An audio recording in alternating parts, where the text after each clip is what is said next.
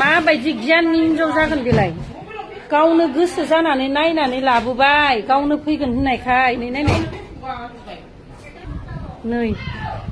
आसानखौबो फुनानै गालांजोबदो इयाव नै माबायदि सिखाव हिनजाव जानो हागो बेलाय हाबानि उसुरगाखौबो लाना थांजोबदो नायनाय लोगोफोर मंगलसूत्र माने गालांजोबदो नायनाय जोंनि बर'नि गेजेरावबो इमान सिखाव ओंखारबाय हिनजावफोरा ओमफ्राय हाबानि गाव लामनाय दख'नाया अनलि गांसेल'मोन दख'नायाव मोनलाय इनि लामनाया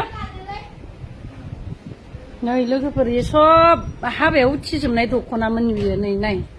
नैबो हिनजाव गोदान होफैनायमोन गोदान गोदान होफैजोबदोंमोन इसा नै दख'ना जि जोम गोदान गोदान होफैजोबदोंमोन बेसे गाननो जोमनो नै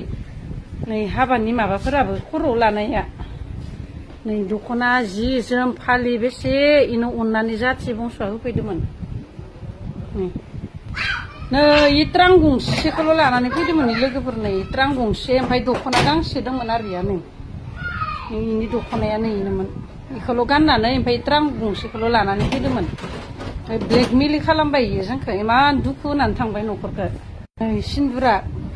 खाफालनि सिन्दुरखौ इयाव थारमाने हुगारजोबना थांदो इयो हरनि 11टासोआव नै सब फालि गंफ्रोमबो हुगारजोबना थांदो हौवाया थर मोनाखैमोन उन्दुना दंमोन माने थाफाखायाखैमोन आरोना नै इनि ट्रां लामनाया माबा कलफुरबो दोंलायलाङो ओमफ्राय नै फैसाखौ इखिनिल' गालांदो खै थाखा दं इयाव 10 थाखा नै ओमफ्राय थाइथाम दं इयाव नै इयो सनानि थेमा गावनि सनाखौबो गानलांजोब्बाय